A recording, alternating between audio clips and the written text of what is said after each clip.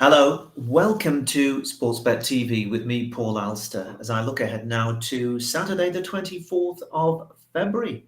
We're counting down with just 2.5 weeks, something like that, to the Cheltenham Festival. It's all starting to get rather exciting. I'm, of course, going to be providing tips at Cheltenham free here each and every day of the Cheltenham Festival. If you are new to this YouTube channel, please press the subscribe button just below this screen, and then you'll be able to get all my free tips as and when I post them. It's all about finding decent priced each way selections on this service. It served us very, very well over the 3.5 years so far. A couple of selections last week. Shamblu ran well enough for us, running third and getting the each way money. And I have to say that probably like me, you were beginning to get a little bit excited when the rank outside of the 33-1 shot I tipped you, Foylan, ran a very big race at Haydock. He was still in second place until he ran out of puff going towards the last, eventually just finished out of the places for us.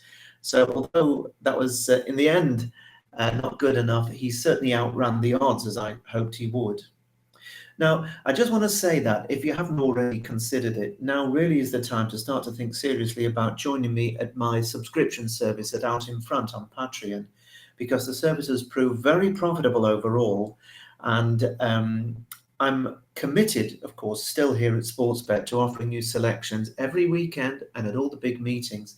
But for example, at the Cheltenham Festival, I'm going to be offering a lot, not a lot, but a lot more tips. You get all the big races covered at the Cheltenham Festival at Out in Front. And if you've been with me last season, you know, because I tipped two really big winners, a 28-1 shot, Seddon, and recommended at 66-1 was the County Hurdle winner, Favour. And that was along with a stack of very big priced placed horses as well. Only a few weeks ago at Out in Front, 3 of my 4 selections, they all won for a 449-1 treble. So it's really paying its way. It's £25 a month. There's no tie-in period. You don't have to commit yourself for a very long period if you don't want to stay. But most people are staying with me, and they're showing the benefits of the service. So do have a think about it. You can find a link to signing up in the description box just below this screen. I hope you'll give it some consideration. It will be such a shame if once again we have an absolutely stonking Cheltenham Festival and you haven't been able to be a full part of that, even though, of course, I will be offering you some selections here that I hope will run really well for Sportsbet followers. Now, 2 selections for you this week. The first of them is at Kempton. It's in the 1:15 race, the first race of the day there, 2 miles, 5 furlongs, handicap hurdle on very testing ground. As of Friday evening, they're saying it's soft, heavy in places, but it could go heavy.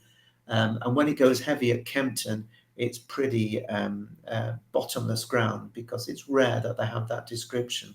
15 runners, so plenty of places up for grabs, with many different firms offering at least 4 places. Now, Sea Invasion for the Chris Gordon stable has been the one for early money, so they obviously think it's going to handle the ground. It's, at the time of this recording, a marginal favourite at 11-2 in a wide open race. Has run respectably in maiden hurdles at Newbury and Kempton on its last 2 starts over 2 miles, and it's going up 5 furlongs here in handicapping for the first time off 114. So it really is unexposed. And it seems to me that quite a few people think it could have gone in off a very lenient mark. But we'll have to see. This is a much tougher task than getting beat in maiden hurdles. We'll see. Larky Poet represents Paul Nichols, who's got a few fancied runners on Saturday. It got off the mark last time in a 2 mile, 5 furlong Exeter maiden hurdle, and it scored with plenty in hand. It's been given a first handicap mark here of 127, but again, very unexposed. And along with the ex-French horse Joga de Mai for Harry Durham, who won at Lingfield on its second British outing. And then last time out only just failed in a handicap bow at Exeter. It has a chance. Joga de Mai gone up £3. I think the longer trip here will suit it, but again, has to prove itself in the really deep ground. Now, one trainer that seems to have set his stall out and go close to winning it is Dan Skelton. He's got 3 runners: Get a Tonic, who was disappointing last time out at Newbury, but had previously won in good fashion. Boom Bourne, who's been absent since it won over 2.5 miles in May at Aintree in a handicap hurdle, so will need to be fully wound up to win after a long break in this ground. And West of the Bridge, who was favourite but held when it fell 2 out at Newbury last time out, but that was over 3.25 miles, which might have stretched him beyond the limit. Dropping back here to 2 miles 5 furlongs is a plus, I think, for West of the Bridge. Of the rest, well, Nigel Twiston-Davis's Lord of Cheshire had run really well, and he was still in second place when he fell at the final flight in the race won by Havela, who was actually tipped to my out in front followers, Havela, at Sandown last time. He's edging up the weights, his Lord of Cheshire, but if none the worse for that fall, he won't be far away. While last year's winner of this race is back for more, Mark of Gold for Gary Moore, you can't completely rule him out despite him being higher in the weights, and he hasn't run very well at all this season, really. The return to this track, though, may well give his supporters some hope of a repeat performance. But I'll move on to the selection here. Well, Nicky Henderson, of course, top trainer. We all like Nicky. He's won this race twice in the last 10 years, and he's got 3 in it, rather like Dan Skelton. He's got Fantastic Lady, who you probably know better as a chaser over the Grand National fences. And I think she's being readied for the Mayor's Chase at Cheltenham and then going back to Aintree, probably for the Topham Trophy. So I'll be surprised if she's up to winning this kind of a race over Timbo. He's got Pentland Hills, of course, a former Triumph Hurdle winner, a horse that is relatively lightly raced and still very talented, ran very well when second on its reappearance at Doncaster recently. And and it's a big if he handles the ground, he will be a danger to all. But all his previous forms suggest that good to soft is probably as soft as he would want it. He's never won on anything worse than good to soft ground, Pentland Hills. And that brings me to the selection. Well, that is a horse called No Ordinary Joe, trained by Nicky Henderson, and the mount of Kevin Brogan. This one, only previous visit to this venue was when he won over 2 miles in a handicap hurdle about 14 months ago in Christmas of 2022 off a mark of 134 on soft ground. It was also soft when he ran the race of his life at last season's Cheltenham Festival.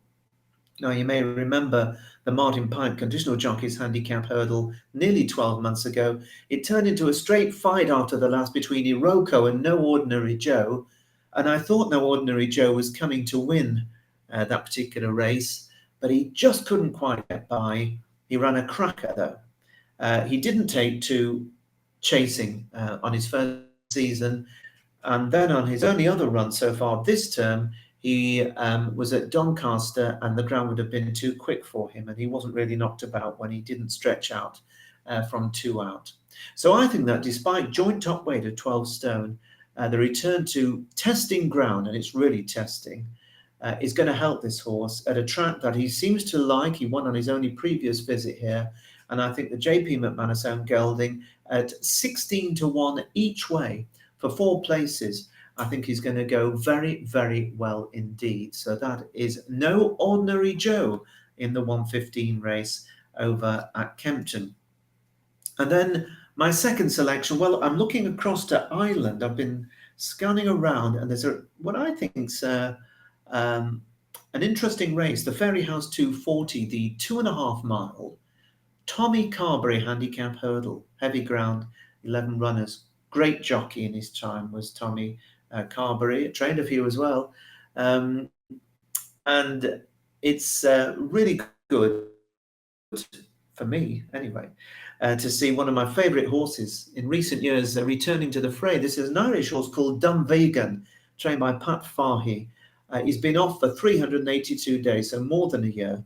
He was last seen finishing 4th in a Grade 1 at last year's Dublin Festival over fences. And he must have had something wrong with him, so I'm really glad to see him coming back. I love this horse because he's a really exuberant front-running grey, sort of in the Desert Orchid mould. He's not of that class, but he reminds me of that type of a horse, the way he really goes for it out in front. If he was fully fit, if we knew he was fit, given this much lower mark, he would have to go really well here, but we don't know, and they may well be readying him for the Spring Festival. That's why I haven't recommended him. If you suddenly see a torrent of money for him, then you'll know that they're expecting him to run well off what could be a lenient mark. We'll see. The favourite, though, is a horse that I can't pronounce. It's a really unexposed horse, trained by Gordon Elliott. And I'm probably doing the horse and the owners and everybody that speaks Gaelic and all the good people of Ireland a real disservice here. I think you pronounce it Slaniva Glor or something like that. Slaniva Glor. I don't know. I'm not even going to try and spell it out because we'd be here till closing time. But anyway, it got off the market the fourth time of asking last time out in a 2 mile 7 furlong maiden hurdle at Punchestown. And it goes handicapping here for the first time off 123. Now, it's Gordon Elliott, isn't it? It's got big connections, big owner. Could be thrown in. But one thing I noticed watching a few videos of this horse is that he keeps making mistakes in maiden hurdles. And I think that could catch him out in a deeper race against better horses. We'll see. Maybe he's schooled well and started to get his act together. But against seasoned handicappers, I think he could be found out. Wouldn't want to take a short price against Schlina Vigor or whatever it's called. You'll find it. It's the Gordon Elliott one with a very long name. Kilbree Warrior, I can pronounce that one, for Oliver McKiernan. Only just missed out on a really good price last time out in the listed Navan handicap hurdle. So I think there could be another bold show on the cards of just a £3 higher mark. And then of the rest, well, there are a couple of decent odds that could go well if they're in the mood. Cashy is one for the Cole Thornton stable, and the other one is Liz Doyle's likeable Bois du Clermont, but they're both a little bit in and out. So my choice here is a young horse, a 5-year-old who I think could be on the up, and his name is Glen Kiln. Glen Kiln, trained by David Kelly, who only has a small string of horses, and ridden by a young lad called Carl Miller, who claimed £7 and rode this horse really well last time out. This horse is from the family of the great Limestone Lad, the Bow family, Michael Bow, Jimmy Bow family. I wouldn't expect him to be anywhere near as good as that horse, but you just never know. He certainly looked to be getting the hang of racing when he stuck to his task very, very determinedly to see off his nearest rival in a 2 mile 3 furlong maiden hurdle. Significantly, he was in heavy ground at Naas last time out. So I don't think he's going to be out of place in this company. He's been brought along steadily by David Kelly.